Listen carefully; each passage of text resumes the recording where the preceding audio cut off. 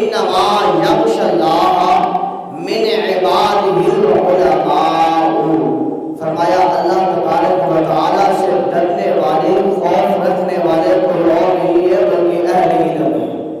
اللہ تبارک سے کہہ دیجیے سبحان اللہ۔ اللہ تبارک و تعالیٰ سے ڈرنے والے، خوف کھانے والے کوئی اور نہیں بلکہ اہل علم ہے، علم رکھنے والے ہیں۔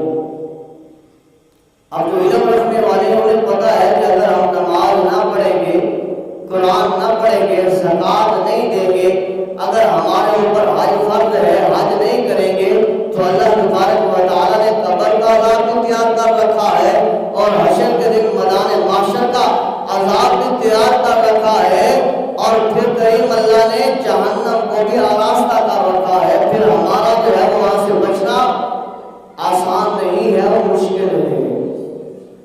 تو اس لیے جب دل میں ڈر